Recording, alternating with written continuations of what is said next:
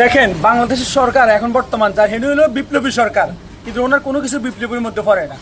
উনি যে জুলাই কন্যা, যে উনি জুলাই যুদ্ধের প্রথম সারিতে ছিল, প্রথম লাইনে ছিল, কতভাবে কোনো বক্তব্যের মধ্য দিয়ে মানুষকে উৎসাহিত করলো, কত সাধারণ মানুষ ওনার কথা শুনে সেই আন্দোলনে যোগ দিল, আর সেই মানুষটাকে মিথ্যা মামলা দিয়ে 2 দিনের রিমান্ডে দিয়ে দিল কোনো তদন্ত ছাড়াই।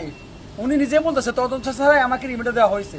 উনি স্বীকৃতি বলতেছে কোনো তদন্ত ছাড়াই রিমান্ডে, মানে কোনো কিছু নাই, কিন্তু ওনাকে কুপ্রস্তাব দেওয়া হয়েছে। একটা সাংবাদিক এই রাজি হয় নাই, এই জন্য ওনারা মিথ্যা সাদাবাজির মামলা দিয়ে ওনারা ফাঁসা দিল। কিন্তু বাংলাদেশ সরকার আসল অফারের দিকে ধরে না, আসল হাদিবার হত্যার খুনিরা আজ পর্যন্ত ধরতে পারে নাই। সেই অপরাধীর ধরে না, কিন্তু নকল অপরাধীকে ধরে পিছিয়ে তারা রিমেন্টে নিতে আসে, শাস্তি দিতেছে। মানে আসিফ নজরুল কি যে খেলা খেলতেছে, যারা 37 জুলাই আন্দোলন করছে তাদেরকে এক দিনে দূর করে তারা শেষ করতেছে। আমি আহ্বান করবো প্রতিটা জুলাই যুদ্ধদেরকে আপনারা আহ্বান করে মাঠে নামুন।